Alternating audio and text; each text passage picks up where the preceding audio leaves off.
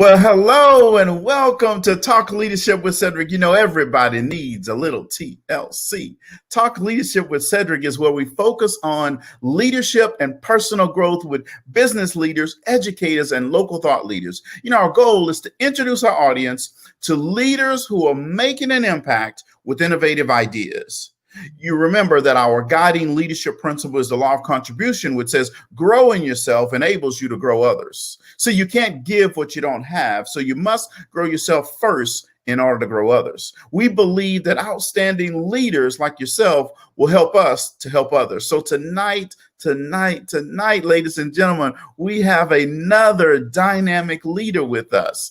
And I tell you what, you're going to be entertained. You're going to be impressed by Ms. Vanesha Bailey. Now, you know, every week I like to do a proper introduction of my guest to the show. So let me make sure I do a proper introduction of Vanesha Bailey. Vanesha is currently the Houston region manager in Allergan's facial aesthetics division, where she leads a team of 9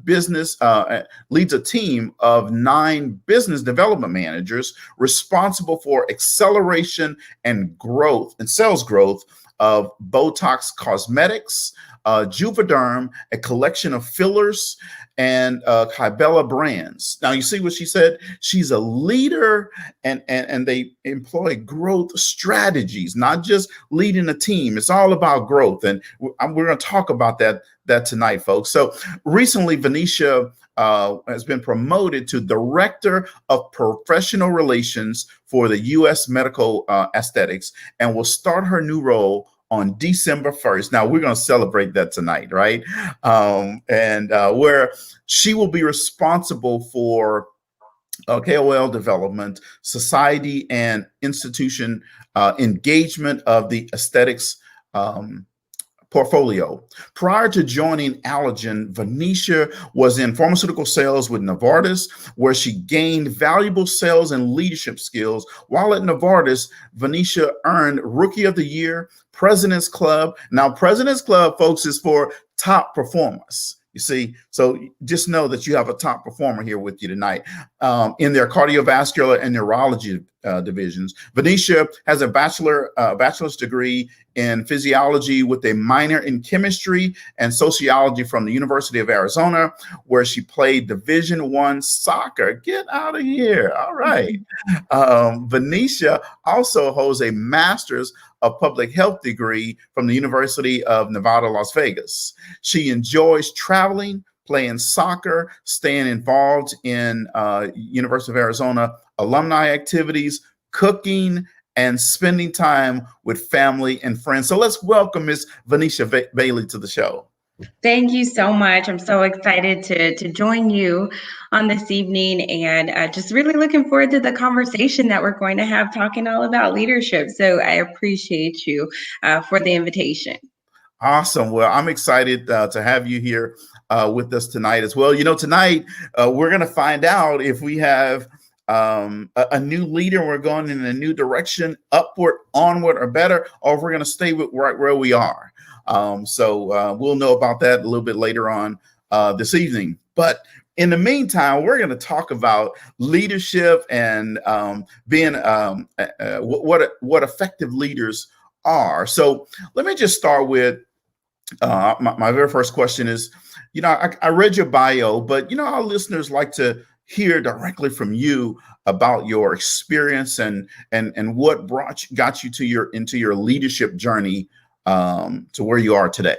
Yeah, absolutely. So, you know, I'll start with just me as a kid in you know, sports activities that I played, and y'all heard that I played soccer at the University of Arizona, and I grew up playing soccer. So I was always a part of a team, and within that team, I was always a captain as well. And so that really cultivated my leadership skills and qualities and being a part of a team and what motivates others and what also demotivates others. And so, you know, that was my first introduction to what it meant to be an effective leader and what good looks like as well. And so, you know, I matriculated through college. I played soccer at the University of Arizona. And then I thought that I wanted to go to medical school. And quickly decided, not quickly, but toward the end of my undergrad, decided that I just wanted to take a break from medical school. And so I decided to go into pharmaceuticals.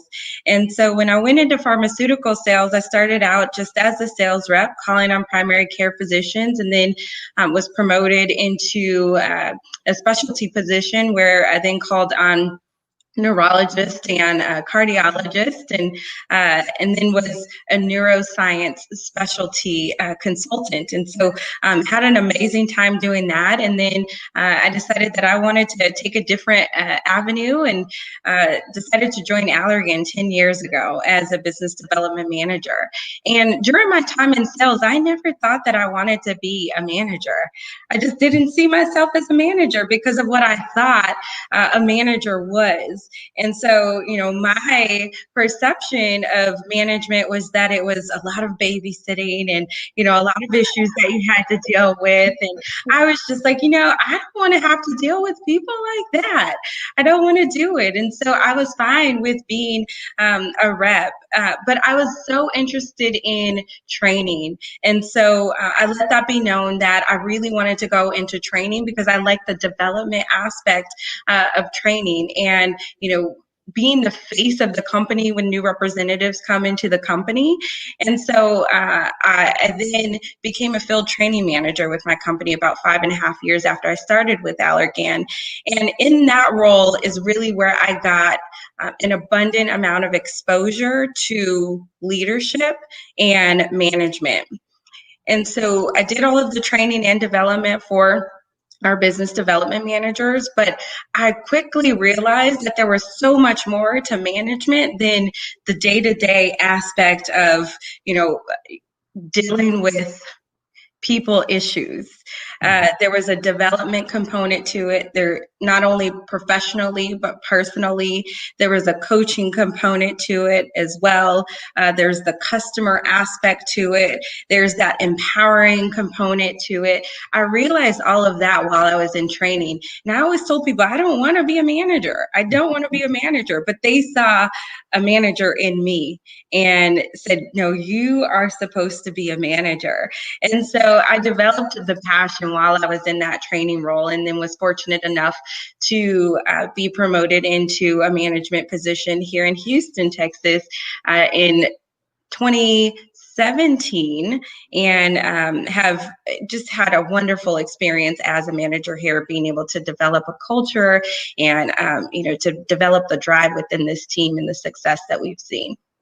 Wow, well, that's awesome, and I like that. You said, look, I just want to be the best individual contributor I can be for this organization. I don't want to have to deal with all the people issues and all this type stuff. And I can definitely relate to that. Right now, as a leader, and I'm going to ask you this question, but one of the things that I enjoy most about being a leader of people is when the light comes on for that person and they light up and they go, I got it, I get it now, right? To me, that's just so satisfying. So now that you're a leader, how do you see that aspect of managing or leading other people? Now that I'm a leader, there's so many different aspects to it, and what gives me fulfillment in terms of being a leader of a team and a leader of people. But I think for me, the most enjoying thing that I experience is their personal and professional growth and development. And so, when I see somebody that's either going to be promoted within roles, so from a business development manager to a senior business development manager to an executive business development manager, that gives me so much joy, because that means that they are performing, they have good behaviors and attitudes as well, and I've been able to help them in those areas. Not only that, but when they promote out of their role as well. So if they leave my team and they promote within the company, I'm so excited to see that, because that means that I've done my job, that I've developed them in a way that they are growing as an individual and as a contributor to this company. So that aspect is really the most fulfilling for me. On a day-to-day basis, when I'm riding with them, the nice thing about it is that I'm one of those managers, gratefully and thankfully, that they get excited about me being in the field with them. And, I want to be somebody that I am a contributor and that I provide value when I'm with them. And so at the end of the day, when they say, thank you so much for this day or these 2 days, these have been so productive. You provided me with so much insight, and you've also provided my customers with insight. To me, that is so fulfilling as well, that I'm able to provide value to them, and they just love that. So that is awesome. That they enjoy that and they give you that feedback. That's so awesome. So you've been a leader for a long time in corporate America. Help our audience understand, how flexible do you have to be to thrive in that environment, and how flexible have you had to be personally in your career in corporate? absolutely. I think you have to be extremely flexible, extremely nimble. I think within any corporate environment, there's going to be change. And you have to be able to adapt to that change and adapt quickly, and also be a leader that says, hey, we can do this.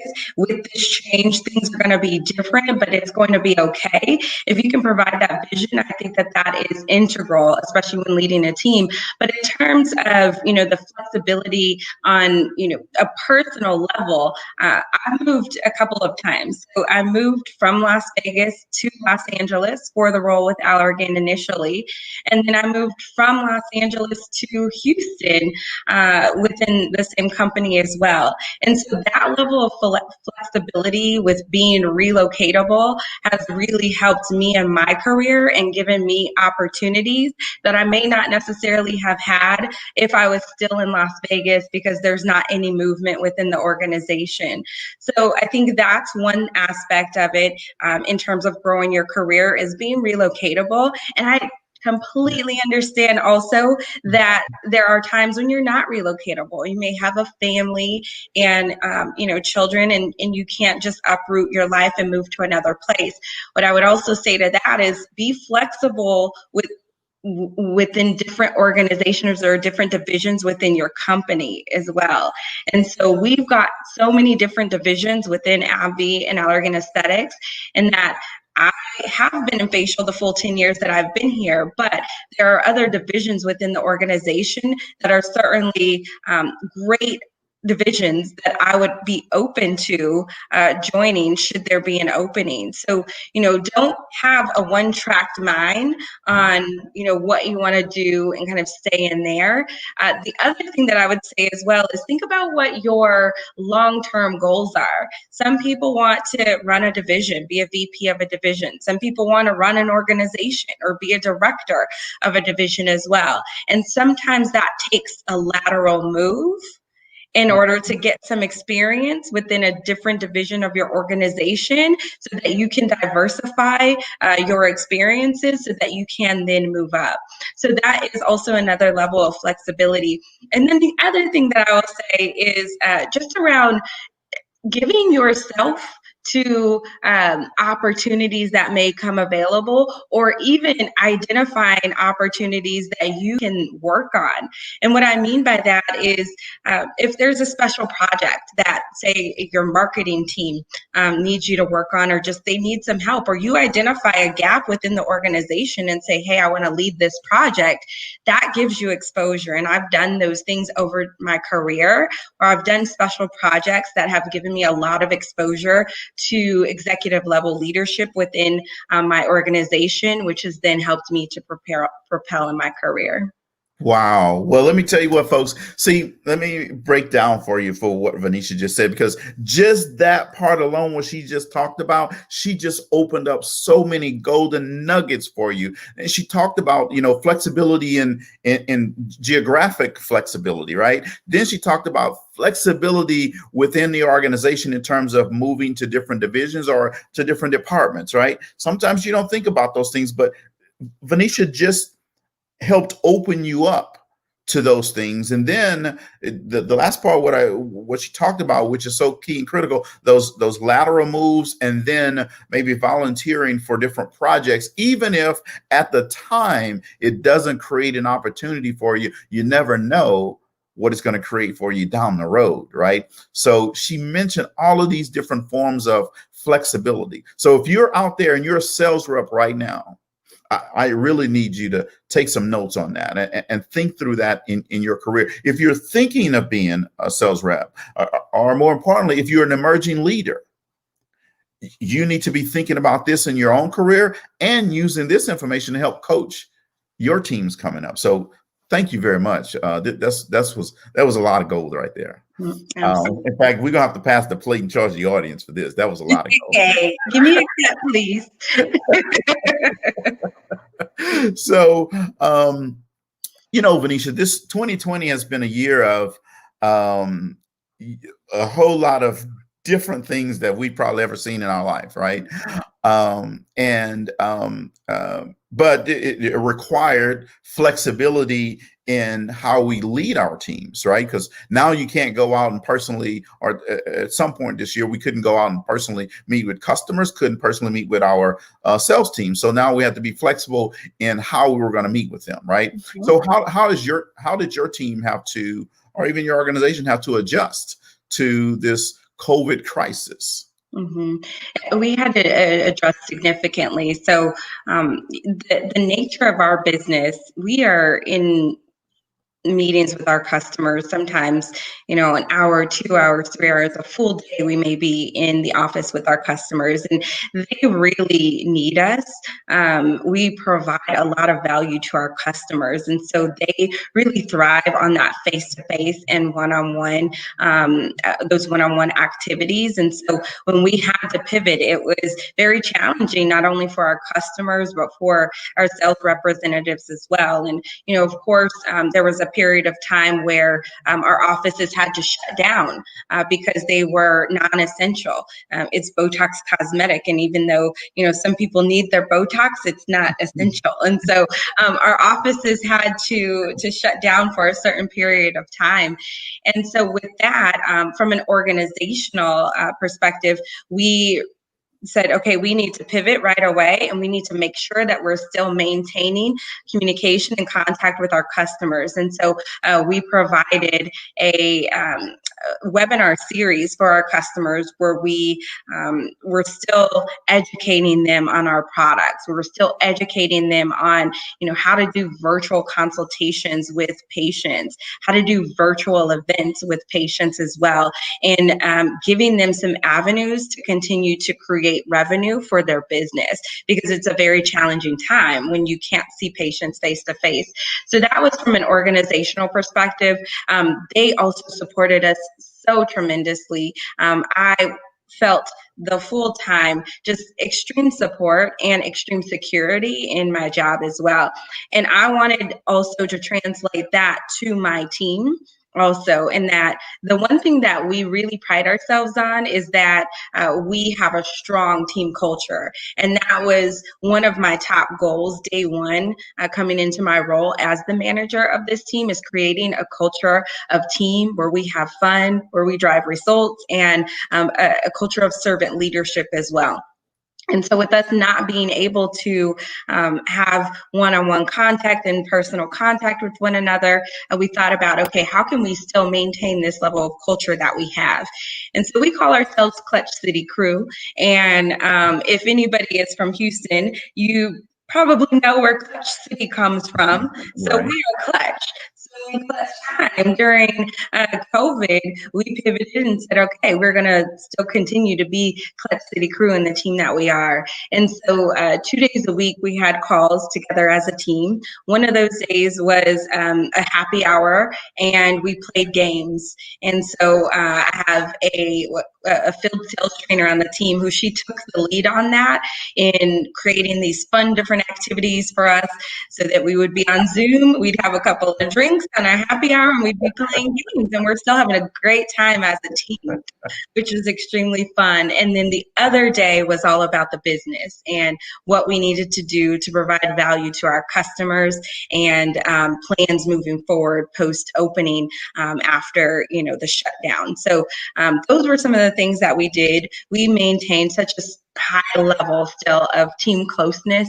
And, when offices open back up, we hit the ground running and it felt like we didn't miss a beat, not only with the team, but with customers as well. Wow. Well, that I like that. Clutch City crew. And I love that you said, hey, look, I had extreme security in my job and my team. Made sure that my team had security in their job, right? And in difficult times, difficult moments, what's the one thing everybody always wants is security, right? Absolutely. Absolutely. And so that is awesome. And then the other thing I like that you said creating a culture of team and servant leadership. Now that's leadership stuff right there. So yeah. I love that. You're going to be getting people calling you saying, I got to get on your team. Go ahead and call me. It's not my team anymore. Starting December 1st.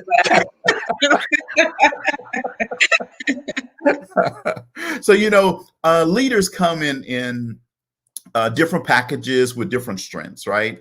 What strengths do you feel are important to be successful as a leader? I think the most important strength is to be authentic. Be your authentic self every single day. And that's one of the things that I really pride myself on. I've got a mohawk with a diamond in my hair if you guys don't see it. And so, and I work in the corporate world. And so this is me. And I bring my authentic self to my job every single day. And I think that my colleagues really appreciate that about me. And that I bring value as well, right? So Right. I think being your authentic self is extremely important. I also think being empathetic. So I was once a business development manager, and now I'm managing a team of business development managers. So I know the challenges that they have on a day-to-day basis. And so when they come to me with challenges, I can empathize with them and say, hey, I completely understand what you're going through. Here's some experiences that I've had, and here's how I've handled that situation. And I think that's extremely integral in developing the trust within your team as well. And so with that, my management philosophy, number one is trust as well. So you've got to create a foundation of trust within the team where everyone can be vulnerable with one another, but they also feel like they can be vulnerable with me, to come to me with their professional challenges. And sometimes they come to me with their personal challenges as well. So those things are extremely important. And then understanding each person individually. So we are a team as a collective. But everybody is different and everybody brings something different to the table, and each person also communicates differently. And so I have to be able to be flexible with my team and flex my style when I'm communicating with each person individually so that they can receive what it is that I am trying to share with them, and be able to take that and do something with it. So I think it's those things that are extremely integral and valuable as a leader. Well, I absolutely love that. Be authentic, be empathetic, and that helps create and develop trust. And I love what you said. You have to create a foundation of trust. And, at the John Maxwell team, we say character allows trust to happen. Trust then allows leadership to happen. So you might as well just come on here to the John Maxwell team. Give me a job. I'll take it. Good leaders ask great questions, Vanesha. What have been some of the best questions that either you have asked or someone has asked you and you went, wow, that's a great question? Yeah, I think there's, some of the standard kind of questions that you typically ask, right? I always want to know, number one, if we're talking about my team in particular and the questions that I'm asking them, I think initially what I want to know is, number one, how do you like to be communicated with? And how do you like to be managed? What motivates you? and what demotivates you. And I think that those questions, again, will create a level of trust and openness for whomever you're leading to really share with you what drives them and what motivates them, right? So I think really just asking those questions and understanding. And then, as you move on in tenure and develop those relationships with individuals on the team, I think it's about what are their goals as well. So, what professional goals do you have? What personal goals do you have as well? And how can I help you to reach those goals? I love to ask those questions. And then when it comes to the business, what are your objectives and how can I provide the most value to you? Wow. I really like that. And it's amazing that you said, hey, what are your goals? And then both professional and personal goals. On my team, I had a spreadsheet that had 5 professional goals and 5 personal goals for every team member. And that's hard for some leaders to do. And quite frankly, when my director years ago first mentioned that to me, I gave him my professional goals, but I didn't give him my personal goals, right? It goes back to what you said earlier. You got to create a foundation of trust. Right. And until you trust that person, nobody's going to release that to you. Right. And that comes from a vulnerable place, right? So trust is really being vulnerable with somebody. And if I ask them questions about who they are personally, that's when they start to open up and become vulnerable with you, right? So someone tells me that their goal is to run a marathon in 2021, and that's a personal goal of theirs. I'm going to be one of their biggest cheerleaders and motivators and say, hey, how's your training going? Did you do your 10 miles yesterday? What was your weekend like? How's your eating? What kind of shoes do you have for that, right? So, and that creates that relationship and that foundation of trust that you need. Right. Absolutely. 100% agree with you. That is so awesome. So what makes you smile when you get up in the morning? That I woke up. Yeah. I smiled that I woke up and that I lived another day to see my family, to talk to my mom, to talk to my dad, to talk to my friends, and to get up and go to work. What leads me is I'm led spiritually. And so, again, like I said, just waking up, another day, especially given the current environment and the current times. It's been a very challenging 2020 for a lot of people. And we've seen some things that we have never seen in our lifetime and we may never see again in our lifetime. And so to wake up every single day and just know that I have another day that I can set my feet on the ground, I'm grateful for that. And that makes me smile right now. Well, that is awesome. And there are some things that happened in 2020 that I hope we never see again. But we don't control it. It's just, we just got to deal with it. And I love what you say. I just wake up and I just smile. That's awesome. So, folks, so I know Vanesha because we both serve as board members on the National Sales Network for the Houston chapter board of directors.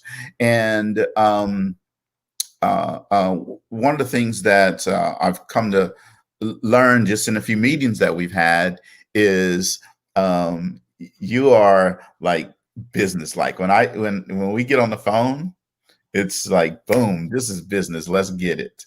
Right. And I love that about you. But we're on this board for this sales organization.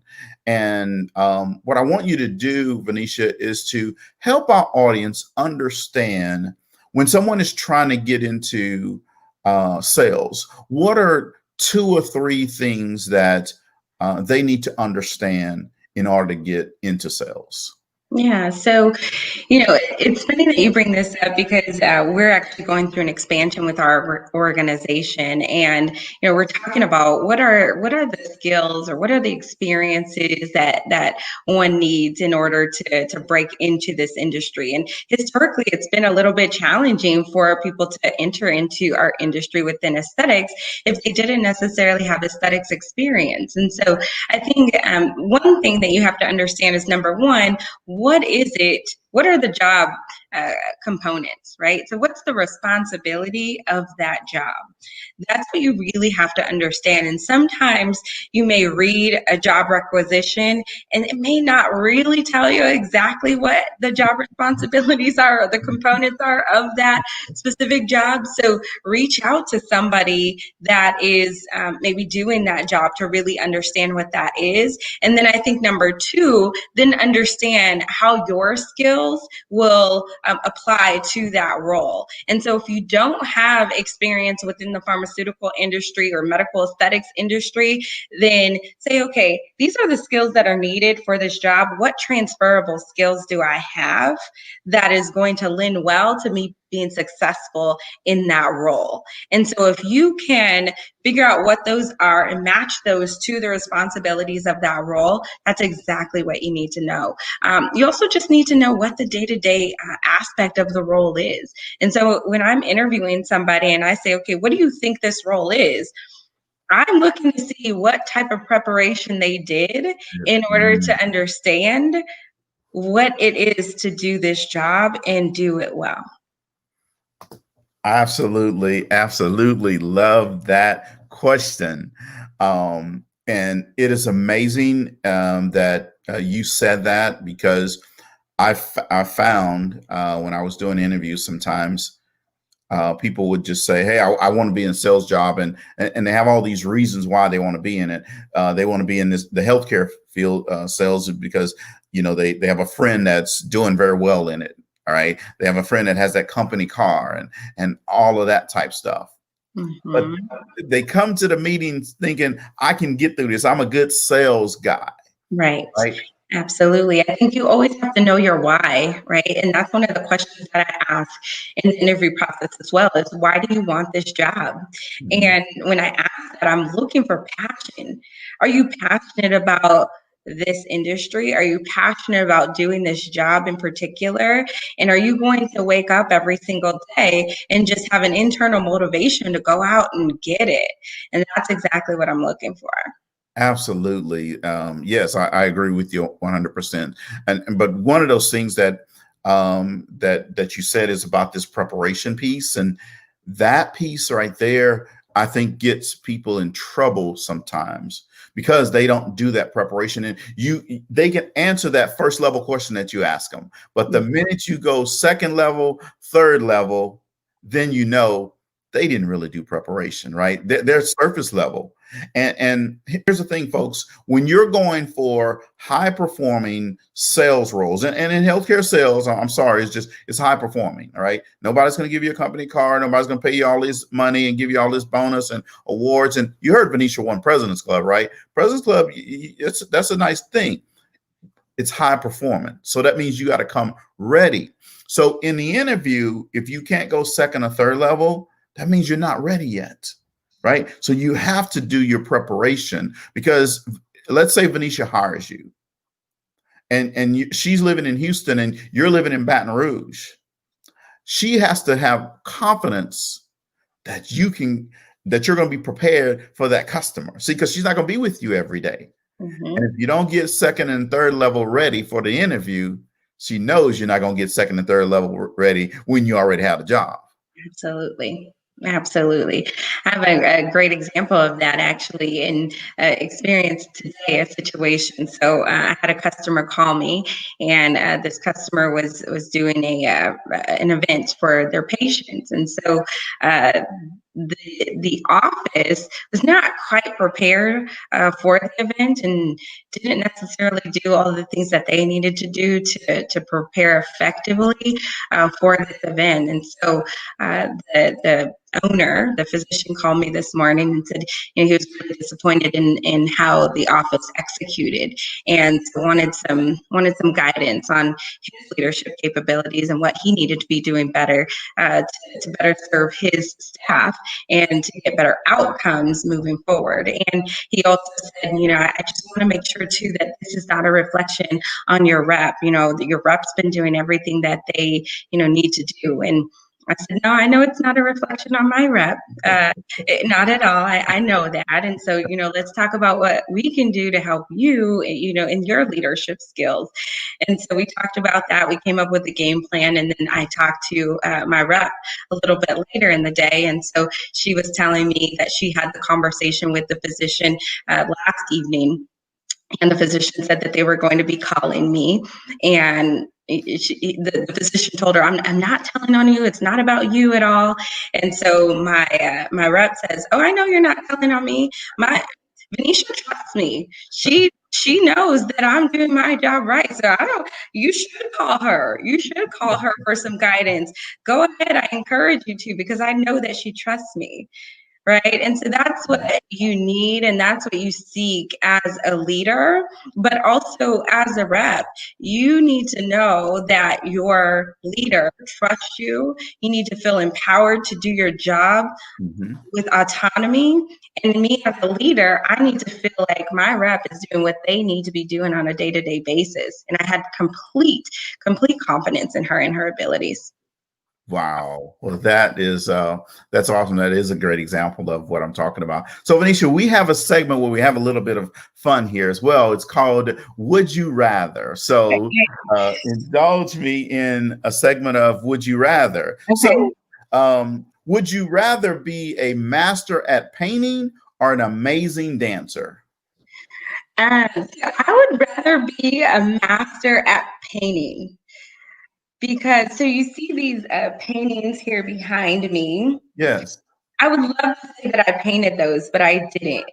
And so I think you can memorialize, paintings more than you can memorialize dancing. And I don't know where I would be dancing. I think if I was a master at dancing, I may be like a master twerker somewhere. And I don't know if that's really what I want to be. So I'm going to go with painting. That would be hilarious. So would you rather eat a beagle or get stung by a bee? I would rather get stung by a bee. That's easy. Okay. Would you rather meet your great grandparents or meet your great grandchildren? No, I'm going to say I would rather meet my great grandparents. And I'm just speaking into existence that I may be alive still for my great grandchildren. So I'm going to go with my great grandparents. I think there's some experiences that I would love to just hear, how, they face those things. And just different, it was such a different time period, right? And we see what we're going through today from a society perspective, right? And it may not be too far off, right. Or it may be, right? So I'd love to just speak with them and just understand who they are and where I come from. Yeah, that you're absolutely right about that. So two more. Would you, and as an athlete, that's why I'm going to ask you this one. Would you rather have a sports stadium named after you or have a university named after you? Ooh, that's a good one. I think that, that's hard. I think that I would rather have a sports stadium. I would have a sports stadium because I am such an athlete. But this university, though, that lives a long time. Yeah. I'm going to go with the university. It lives a long time, right? You really create a long-standing name for yourself. You lend to athletics and academics as well. Yes. Yep, Yeah. Mary McLeod Bethune, right? Bethune. Exactly, Oh, exactly. I'd rather have a university. There would be scholarships in my name. You could help people. I'm going with the university. all right, awesome. Last one. Would you rather have $1 million in Amazon gift cards or $100,000 in real money? I think I would have $1 million in Amazon gift cards. Everybody shops on Amazon every day, all day. Yeah, Right? I think I would go with that for sure. Um, well, you know what? Actually, I'm gonna go with the $100,000, and then I would invest in Amazon, get some shares, and hopefully that would grow. Okay, so see, here's what I said. I said I would take the $1 million in Amazon gift cards. I would buy me some Visa or MasterCard gift cards and get the cash so that I can invest. But one of So my okay, so that's $1 million. How much was it? $1 million. So each of those cards cost you about $5. So 5 times, $1 million or whatever it is. That's still a lot of money coming out of your pocket, though. I guess, it is. It yeah. is. It is. One of my guests, though, just last week really up-leveled my thinking around this. He said, I would get the $1 million in Amazon gift cards, and I would get gift cards to give to homeless. Oh, that's amazing. And I was like, That's amazing. wow, I hadn't even I guess thought I'm a about little selfish. I'm like, I'm gonna invest in Amazon. You really just okay. Exactly. That's why I said he up-leveled my thinking on Right, it because I exactly. hadn't thought about it that way. I mean, my first thought was the gift cards. I could get gifts for everybody and just send them, but yeah. Yes. Well, thank you for playing Would You Rather with us. Yeah, that was fun. So what role do you has networking played in your career in navigating a corporate ladder? Yeah, it's played a very important role, and so I think that's one of the most important things that you are thinking about your career and especially long-term aspirations within your career. So I've always made sure to have a mentor, number one, 2 or 3 mentors I have, and then I've also made sure to network with people outside of my immediate job function. And so what I mean by that, I've been in sales my entire career, but I've always made sure to network with someone in marketing, because marketing are the people that are developing our pieces and then we're executing. And so if you have those relationships and you maintain those relationships and build those folks can be an advocate for you as you're trying to grow in your career and expand in your career as well. So I think networking with people in different job functions, with people within other divisions within your organization is extremely important. And then also networking with people that are higher above you within your division as well, because that's how you gain advocates within the organization, so that if there's a time that you're up for a job and you are reaching out to people and you're doing your preparation, and I call and say, hey, someone on the marketing team, I'm interviewing for this role, what do you think, and would you endorse me for it? And then they will call whoever the hiring manager is and say, I've had great experiences with Vanesha. I'd love to work with her more if she was in that role. And so it's extremely important to make sure to network, as you are thinking about what your long-term career goals are. Well, awesome. Well, I remember Rick Gonzalez from when Rick was with Avids, and so now that you guys are part of AbbVie, just go over there and network with Rick. He's a great guy. Yep. Growth. We always say growth is intentional, and if you're not intentional about growth, it just won't happen, right? So, what do you do for personal and professional growth? Yeah, so a couple of things. Number one, I think you have to name your intentions. You have to set your intentions, right? So I know what I want to do for my next role, for the role after that, my long term as well.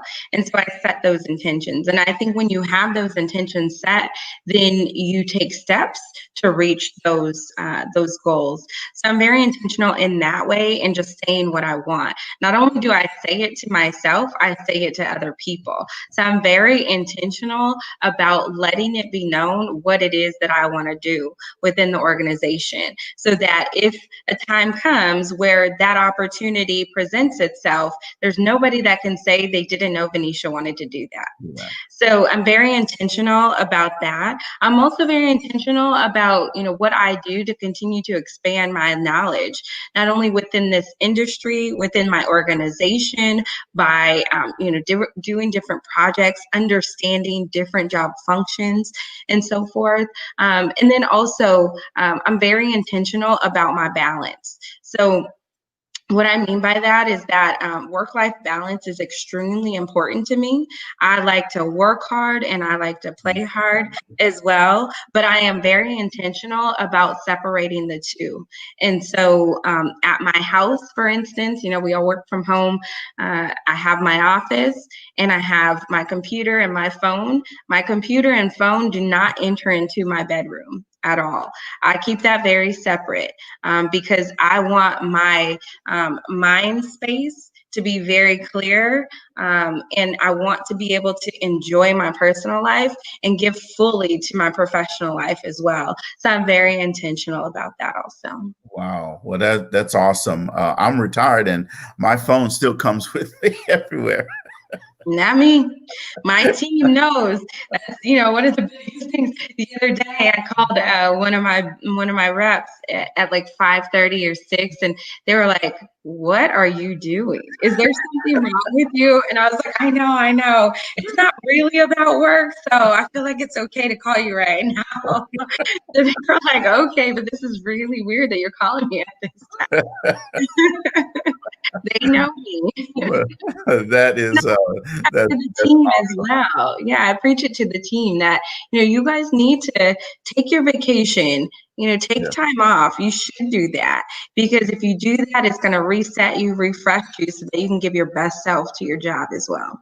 absolutely. On that part, I 100% agree with you. I would always tell my teams, look, I never want to hear you say you missed your child's event because of work. See, because this work is going to always be here, but your child's event is going to come and go. Right. And you don't need to miss that. Yeah, I absolutely love that. So are there any books that you're reading right now that you want to recommend to the audience? There's not any books right now that I'm reading. I have so much on my plate at the moment that I just don't even have that much time right now to read a book. The last book that I read was The Sixth Man. And so it's a book by Andre Iguodala, and we went to college together. He played for the Warriors and now plays for the Miami Heat, but it's just about his experiences in life. And he has a very interesting story to tell. And what it has done for me is really think about my growth as a person. And so he's always been a basketball player, has been known as an NBA basketball player, won an MVP in a finals, in an NBA finals tournament, or whatever you call it. And but he's also very involved in tech, and he's very involved in the NBA Players Association as well, in just giving back to young Black men in particular and helping them grow. And so, I was reading that, and just about his story and how he continues to develop himself as a person so that he can give that to other people. Awesome. Awesome. Yeah, that goes right in line with my guiding leadership principle for the show is the law of contribution, right? Growing yourself enables you to help grow others. Right. Which is awesome. So what advice, so you just accepted a promotion that's going to take effect December 1st. Yes. Again, congratulations on that. But what advice would you give an emerging leader of finding leadership opportunities and ways to fill their professional toolbox? Yes, I think I've talked about, a couple of things so far, right? Number one, letting it be known what you want to do. I think once you do that, you gain, like I said, advocates that will then think about you when there are opportunities that may arise. And so, let's say, again, I talked about special projects and things before. I'm always looking at efficiencies within my role and within my reps roles and within the organization. And I always want to make sure that it's easy to do our job and that we're creating the right materials for our customers as well. And so if I think that there's a gap in something, then I'll say, hey, I think there's a gap here. It's something that I'd love to work on. Can I work on this? And so I think doing that, understanding that you identify a problem, but that you come to the table with that problem with a solution and how you can impact in that area is so important. And so that's what I've done over my career. And I would highly advise people to do that is, identify areas of opportunity, but come to the table with a solution and then work on something that's going to, create that solution for your organization. Awesome. Staying on this same concept of people development. Do you have a mentor? And if so, what value does a mentor play in advancing your career or helping you in your career? Not advancing it, but absolutely. So I have a number of mentors. Not a number of mentors. I have multiple mentors, and so I lean on each one of those mentors for different things because they bring different strengths. So I've got a mentor within the organization I'll talk about. I've got a mentor that's in a different division within my organization. And so for me, the value that provides for me is that I'm able to learn another business unit. And so when I think about my long-term career and wanting to be a VP of an organization or to be a president of an organization, then I can understand different aspects of the business. And so that person provides that for me. I have another one that I've been, we've been, in our careers for the same period of time. And we've matriculated through, our first organization and this organization at the same pace as well. And so even though we're peers, he's also a mentor to me. And so I'll call him when I want to just bounce ideas off of him and kind of talk through some things that I'm feeling as well. Because sometimes in my head, when I'm thinking about things, I'm like, I want to get a little hot-headed sometimes and say something a little some type of way, And so I call him first and say, hey, here's how I'm feeling. Here's what I'm thinking. Here's how it's coming out right now. How do I need to change that? Yeah. And, he will say, okay, let's kind of massage that a little bit so that it comes out the right way. So I have a mentor for that. And then I just have a mentor as well for just my overall career. And they're able to give me feedback on what my contributions are. If I'm working on something, I can call and say, hey, what do you think about this? How do you think it's going to impact the organization? So I think it's extremely important to really diversify your mentors so that you have someone in different areas of business that you're interested in, and then someone else that you can be just extremely real with. Wow. Well, that's awesome. I like that and definitely agree with that philosophy and approach. But folks, I want you to make sure that you picked up what Vanesha said. She said, look, she has multiple mentors, not just one person, but multiple people, and they're serving for different purposes, right? One for her overall career, one for a peer mentor that's helping her manage through today and her current environment, and then mentors for other reasons as well. And sometimes people have mentors for their personal life, right? So it's important that you have mentors, have people that can challenge you, and people who are sometimes you can't have your friend or your brother or your best bud sometimes be your mentor because they may be afraid to tell you the difficult things, right? Mm-hmm. So everybody needs to have a mentor. So Vanesha, you've had a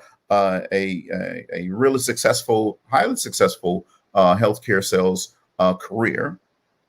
But we've all also had times where we failed at something, right? So tell us, of one time that you failed, and what lessons you learned from it, and how did it help you moving forward? Absolutely. So I'll just talk about this current company that I'm in. So I'd always been very successful in my career and in my soccer career as well. As like the best player on the team, Gatorade Player of the Year, all of those things, MVPs and all of that. And so when I got into my career at Novartis, I did very well as well. I won Rookie of the Year. I won President's Club, MVPs, all of these different things, right? And so I'm just like on this, this path of just greatness, right? And success. And then I came over to Allergan, and my first year was bad. It was bad. And I remember I hadn't moved yet to Los Angeles. So I was traveling back and forth from Vegas to Los Angeles, and my numbers weren't good, and I just wasn't used to that. And I started to question myself, and I started to question if it was the right decision that I made as well. And, I said, you know what, I don't know if this is right for me. I'm talking to my mom. She's a mentor for me as well. We're extremely close, and I'm talking to her, and I'm saying, Mom, I don't think this was the right decision. I'm not doing well. I'm failing in this role. The numbers aren't great, and I don't really see a way out or a path out. And, she's like, girl, stop it. You are going to be fine, right? And so I needed that push and that pick me up from her.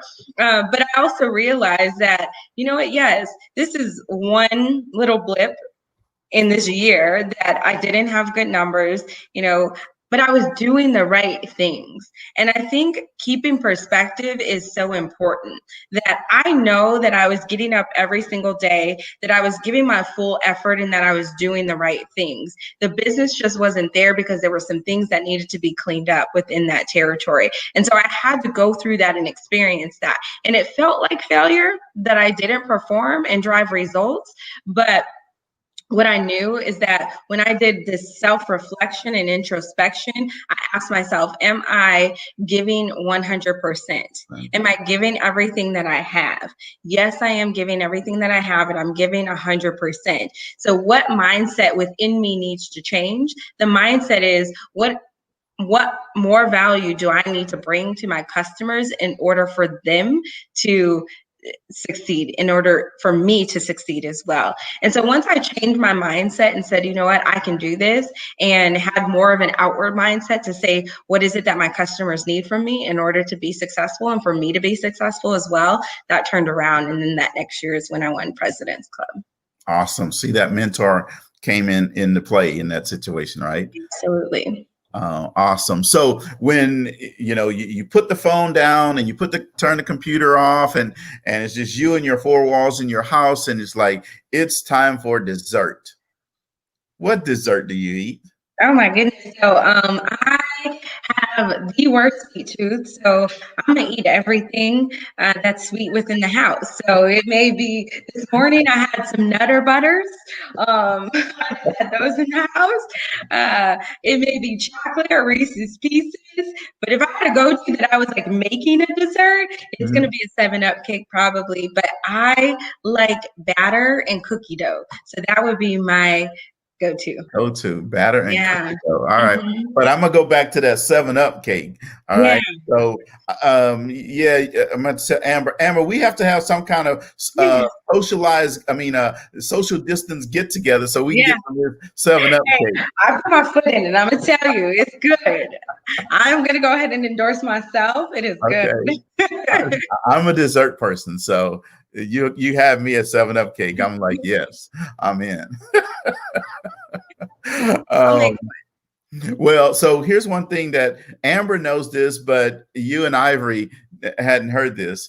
So a couple of weeks ago, we were having a board meeting, and you guys were talking about you just finished working out and and all this type stuff, and And I was the only one that couldn't say nothing. I was just like sitting there. Yeah, I have a whole gym in the house.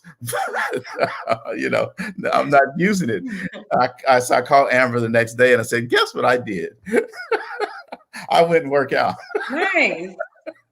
You So got we that. influenced you. Yes, you guys did. So I've been working out every day since then. Nice. Love to hear it. Yes. So now I can get that 7-Up cake. See? There you go. Calories in, calories out. Exactly. So here's my last question for you. So if there was a book that was written about you, what would the name be? What would the name of the book be? And then on the back of the book, on the summary, what would the summary say about you? Oh, so I think that the book would say The Authentic Storm. That would be what it would be called, The Authentic Storm.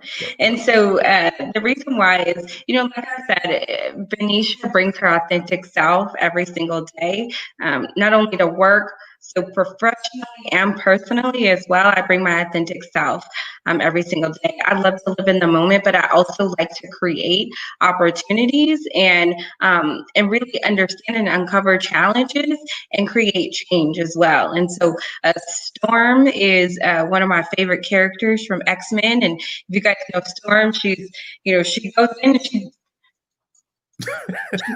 she moves things around and shakes things up, right? Okay. Shakes things up. And so I do that in a very authentic fashion and really understand, like, you know what, how can I be better as a person, both personally